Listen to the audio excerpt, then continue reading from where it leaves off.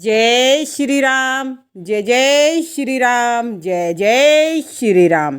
भक्तजनों, आगे की कथा को आगे बढ़ाते हुए बताते हैं कि हरि अनंत हरि कथा अनंता, कहीं सुनी बहुविधि सब संता। श्री हरि अनंत हैं, उनकी कथाएं भी अनंत है, जिन्हें साधु बहुत प्रकार से कहते हैं और सुनते हैं। श्री रामचंद्र जी के सुहावने चरित्र करोड़ों कल्पों में भी नहीं गाए जा सकते। पार्वती, यह प्रसंग मैंने तुमको इसलिए सुनाया कि हरि की माया से ज्ञानी मुनि भी मोहित हो जाते हैं। भगवान भोलेनाथ पार्वती माता को बता रहे हैं, प्रभु कौतुकी और भक्त हितकारी है, सेवा करने से सुलभ और सब दुखों को दूर हरने वाले हैं। देवता, मनुष्य, मुनि कोई भी ऐसा नहीं है जिसे भगवान की प्रबल माया ने मोहित नहीं किया हो। ऐसा मन में विचार कर महामाया के स्वामी श्री भगवान का भजन करना चाहिए। हे पार्वती, दूसरा कारण सुनो। मैं वह अद्भुत कथा विस्तार से कहता हूँ जिस कारण अजन्मा, निर्गुण, रूप रहित ब्रह्म अवध नरेश हुए हैं। प्रभु को वन में भाई लक्ष्मण सहित मुनि वेश में फिरते हुए तुमने देखा था, और जिनके चरित्र को देखकर हे पार्वती तुम सती के शरीर से ऐसे मोह को प्राप्त हो गई कि अब भी तुम्हारी भ्रम रूपी छाया दूर नहीं हुई। अब उन्हीं के चरित्रों को सुनो जो भ्रम रूपी रोग को दूर करने वाले हैं। जो लीलाएं उस अवतार में कही सो अब अपनी बुद्धि के अनुसार कहूँगा। याज्ञवल्क्य के जी कहते हैं, हे भारद्वाज, शिव जी के वचन सुनकर पार्वती जी सकुचाई और स्नेह सहित मुस्कुराने लगी। तब शिव जी वह अवतार किस कारण से हुआ उसका वर्णन करने लगे। हे मुनीश, वह सब मैं तुमसे कहता हूँ कि मन लगाकर सुनो। रामचंद्र जी की कथा कलयुग के पाप को हरने वाली है, मंगल करने वाली है और सुहावनी है। महाराजा स्वयंभु मनु और शत्रुपा रानी, जिनसे मनुष्य की अनोखी सृष्टि हुई, ये दो ही, एक औरत और एक आदमी, दो ही थे जिनसे पूरी सृष्टि का निर्माण हुआ। उनका धर्म आचरण बहुत अच्छा था। आज भी वेद जिनकी मर्यादा को गाते हैं। उनके पुत्र राजा उत्तानपाद थे और उनके पुत्र हरिभक्त ध्रुव हुए। उत्तानपाद के पुत्र ध्रुव हुए जो भक्ति के कारण आज भी प्रसिद्ध है। मनु के छोटे पुत्र का नाम प्रियव्रत था, जिनकी प्रशंसा वेद पुराण करते हैं। फिर देवहूति उनकी कन्या थी, जो कर्दम मुनि की प्यारी स्त्री हुई, जिसने आदिदेव दीनदयालु कपिल जी के गर्भ में को धारण किया। कपिल भगवान ने सांख्य शास्त्र का प्रकट वर्णन किया, क्योंकि वे तत्व विचार में निपुण थे। उन स्वाभिमनु ने बहुत समय तक राज्य किया, सब प्रकार से प्रभु की आज्ञा का पालन किया। घर में रहते बुढ़ापा आ गया, परंतु विशोध से वैराग्य न हुआ। यह विचार करके मन में बड़ा दुख हुआ कि हरि भक्त के बिना जन्म यूं ही बीत गया। तब मनु ने जबरदस्ती पुत्र उत्तानपाद को राज्य दिया। अपनी रानी सहित वन को चले गए। कहा कि ये सारा जीवन तो यूं ही चला गया, प्रभु भजन तो हमने किया ही नहीं, अब हम प्रभु भजन में अपना समय बिताएंगे। अति पवित्र और साधक जनों को सिद्धि देने वाला तीर्थों में श्रेष्ठ नेमिश्रान प्रसिद्ध है। वहाँ मुनि और सिद्ध लोग रहते हैं। मनु महाराज मन में प्रसन्न होकर वहीं चले। मार्ग में जाते हुए वे दोनों धीर ऐसे शोभायान लगते थे जैसे मानो ज्ञान और भक्ति शरीर धारण किए जा रहे हो। वे गोमती के किनारे जा पहुँचे। प्रसन्न होकर निर्मल जल में स्नान किया। धर्म धुरंधर राज ऋषि जानकर सिद्ध ज्ञानी मुनि मिलने आए। जहाँ जहाँ सुंदर तीर्थ थे, सभी मुनियों ने आदर सहित करा दिए। राजा रानी का शरीर दुर्बल हो गया। मुनियों के समान वस्त्र धारण कर साधु जनों की सभा में पुराण नित्य सुनते थे। 12 अक्षर का सुंदर मंत्र, ये 12 अक्षर का सुंदर मंत्र है। यदि भक्तजनों आपको कोई मंत्र नहीं है, यदि आपने कोई गुरु दक्षिणा नहीं ले रखी या किसी मंत्र का जाप करना चाहते हैं, तो वो मंत्र है ओम नमो भगवते वासुदेवाय। स्नेह सहित जपने लगे। ये मंत्र ऐसा है, आप कोई गुरु दक्षिणा नहीं, मंत्र नहीं ले रहे या आपको कोई मंत्र नहीं अच्छा लगता, तो आप इस मंत्र से अपना माला फेर सकते हैं। भगवान वासुदेव के चरणों में राजा रानी दोनों का मन भली भांति लग गया। वे साग, फल और कंद का भोजन करके सच्चिदानंद ब्रह्म का स्मरण करते। फिर वे श्री हरि के निमित्त तप करने लगे। जल के आधार से ही रहते हुए फल फूल का आधार भी छोड़ दिया। तब तो वो फल, कंद, साग ये खाते थे, फिर उन्होंने सिर्फ जल के आधार पर किया। मन में सदैव यह इच्छा होने लगी कि उन परम प्रभु का नेत्रों में साक्षात दर्शन करे, जो निर्गुण, अनंत और आनंदी है। ब्रह्मवादी पुरुष जिनका सदैव ध्यान करते हैं, जिन प्रभु का वेदों ने नेति नेति कहकर निरूपण किया है, जो सर्वदा आनंद स्वरूप, उपाधि रहित और अनुपम है, जिनके अंश में अनेक शिव, ब्रह्मा और हरि भगवान उत्पन्न होते हैं, ऐसे भगवान सेवक के वश में है। भक्त के वश में भगवान हो जाते हैं, पर भक्त ऐसा होना चाहिए कि भगवान को वश में करने वाला होना चाहिए। जैसे माँ बच्चों के प्रेम में हो जाती है, वश में, बच्चों के प्रेम के वश में हो जाती है, इसी प्रकार प्रभु भी हम प्रभु के बच्चे हैं, और हम बच्चे भी अपने प्रेम से अपने माता पिता को वश में कर सकते हैं। तो अपने भक्तों के निमित्त लीला करने के लिए शरीर धारण करते हैं। यदि वेदों का यह वचन सत्य है तो प्रभु हमारी मनोकामनाएं उसे पूरी करेंगे। इस प्रकार 6000 वर्ष जल के आहार से तप करते बीत गए। फिर 7000 वर्ष तक वायु के ही आधार से रहे। 10,000 वर्ष तक वह भी छोड़ दिया। एक पैर से दोनों खड़े रहे। उनका अखंड तप देखकर ब्रह्मा, हरि, महेश बहुत बार उनके पास आए।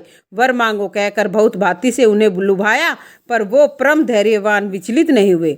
दोनों के शरीर में केवल हड्डियां रह गई, तो भी उनके मन में कुछ भी पीड़ा नहीं हुई। सर्वज्ञ प्रभु ने अन्यन गति वाले उन दोनों राजा रानी को अपने दास जाना। तब कृपा रूपी अमृत से भरी हुई गंभीर आकाशवाणी हुई कि वर मांगो। मरे हुए को जिलाने वाली सुंदर वाणी कानों में होकर जब हृदय में आई, तब उनका शरीर ऐसा हष्ट पुष्ट हो गया मानो अभी घर से आए हैं। कानों में अमृत के समान वचन सुनकर शरीर पुलकित और प्रफुल्लित हो गए। प्रेम हृदय में नहीं समाता था। तब मनु जी दंडवत करके बोले, हे भक्तों के कल्प वृक्ष व कामधेनु, ब्रह्मा, हरि, महेश आपके पदरज की वंदना करते हैं।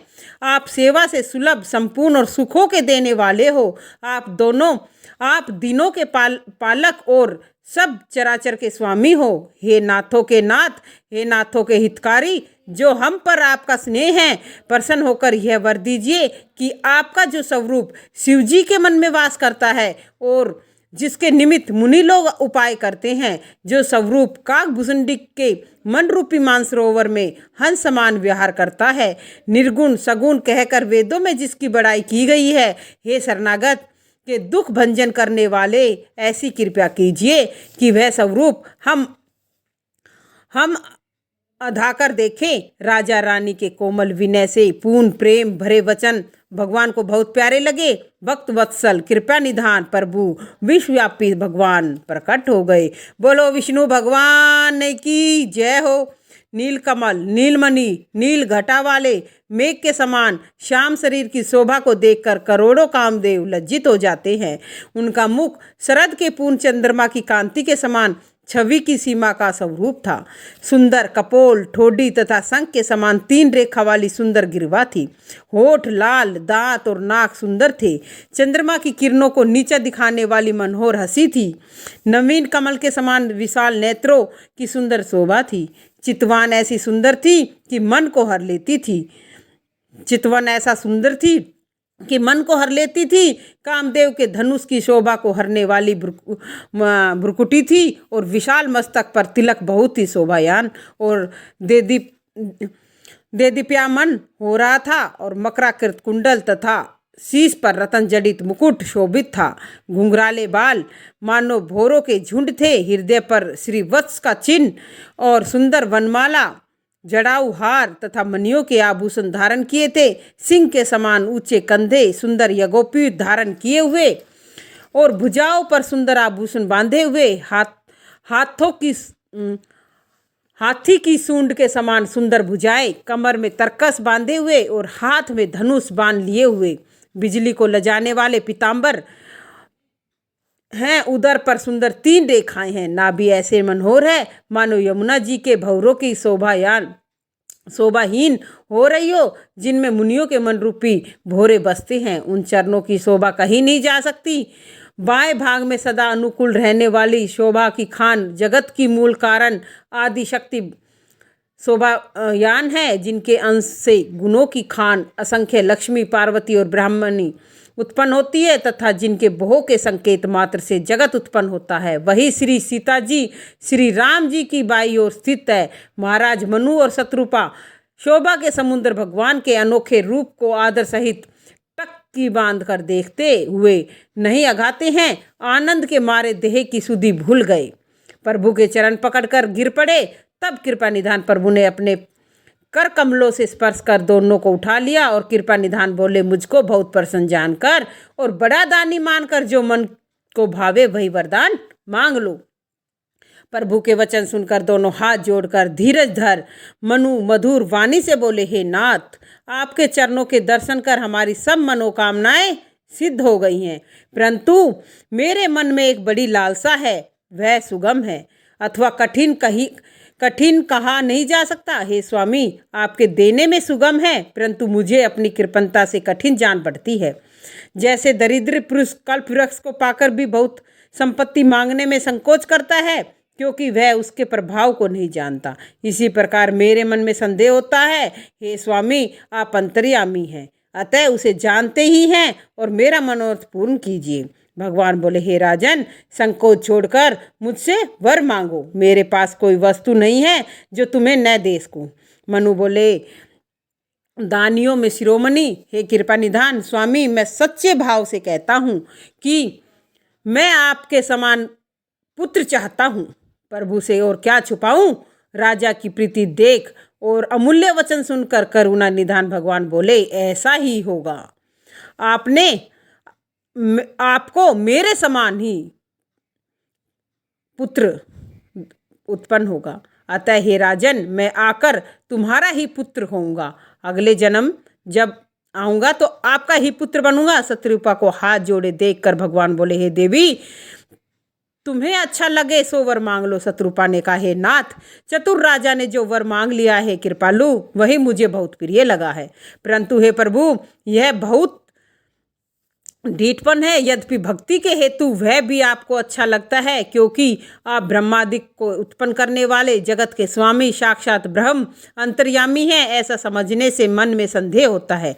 परंतु प्रभु ने कहा है, वही ठीक है। हे नाथ, आपके जो अनन्य भक्त है, वे जो सुख पाते हैं और जिस गति को प्राप्त होते हैं, हे प्रभु, वही सुख नहीं गति, वही भक्ति, आपके चरणों में स्नेह, वही ज्ञान और वही बर्ताव हमको कृपा करके दीजिए। शत्रुपा रानी की कोमल और गूढ़ वाक्य रचना सुनकर कृपा निधान भगवान हंसकर बोले, जो कुछ अभिलाषा है तुम्हारे मन में है, वह सब तुमको मैंने दिया, इसमें संदेह नहीं। हे माता, मेरी कृपा से तुम्हारे दिव्य ज्ञान कभी नहीं मिटेगा। मनु ने प्रभु के चरणों को प्रणाम करके फिर, हे प्रभु, मेरी एक विनती और है, आपके चरणों में मेरे पुत्र की सी प्रीति होवे, चाहे मुझे कोई मूर्ख ही क्यों न कहे। जैसे मणि के बिना सांप, जल के बिना मछली नहीं रह सकती, इसी प्रकार मेरा जीवन आपके अधीन रहे। ऐसा वर मांगकर भगवान के चरण पकड़कर और चुप हो गए। तब करुणा निधान भगवान बोले, ऐसा ही होगा, अब तुम मेरी आज्ञा मानकर इंद्र की राजधानी अमरावती में वास करो। हे तात, वहाँ परमानंद भोग करके फिर कुछ समय बीत जाने पर तुम अवध के राजा होगे, तब मैं तुम्हारा पुत्र होऊंगा। तो भक्तजनों, कहने का अभिप्राय ये है कि शत्रुपा और मनु ने इतनी भक्ति की और परमात्मा इतने खुश हुए कि उन्होंने कहा, जो वर मांगो वो सब दूंगा। तो उन्होंने भगवान को ही अपने पुत्र रूप में मांग लिया और परमात्मा ने फिर अपने भक्त की इच्छा पूर्ण की, क्योंकि परमात्मा भक्त के वश में है। वो कहते हैं, मेरा भक्त मुझे जैसे चाहेगा वैसे पालेगा, इच्छा के अनुसार मनुष्य रूप धारण कर तुम्हारे घर में प्रकट होऊंगा। हे तात, अपने अंशों समेत देह धारण कर भक्तों को सुख देने वाला चरित्र करूंगा, जिसको आदर सहित सुनकर बड़े भाग्यवान पुरुष माया छोड़कर भवसागर से तर जाएंगे। कि मैं जब आपका पुत्र होऊंगा तो ऐसा चरित्र रचूंगा जिससे सारा संसार याद रखेगा आपको और मुझे भी। और जिस आदि शक्ति ने जगत को उत्पन्न किया है, वह मेरी माया भी अवतार लेगी। मैं तुम्हारा मनोरथ पूर्ण करूंगा, मेरा यह प्रण सत्य है। बार बार ऐसे कहकर कृपा निधान भगवान अंतर्ध्यान हो गए। राजा राव ने दोनों कृपालु भगवान की भक्ति हृदय में धारण कर कुछ समय तक उसी आश्रम में रहे। फिर समय पाकर बिना कष्ट देह छोड़कर अमरावती में जाकर वास किया। और याज्ञवल्क्य जी बोले, हे भारद्वाज, इस अत्यंत पवित्र कथा को पार्वती से महादेव जी ने कहा। ये जो मनु और शत्रुपा की जो सारी बातें थी महादेव जी ने बताई। किस प्रकार उनको परमात्मा ने वरदान दिया कि तुम अवध के राजा होगे, और फिर जब वो राजा होगे उसमें मैं तुम्हारे पुत्र रूप में आओगे। दशरथ होगे, मनु बना दशरथ, और दशरथ के पुत्र फिर आएंगे राम। ये कथा हम आपको आगे कल बताएंगे भक्तजनों। इसी के साथ जय जय श्री राम, जय जय श्री राम, जय जय श्री राम।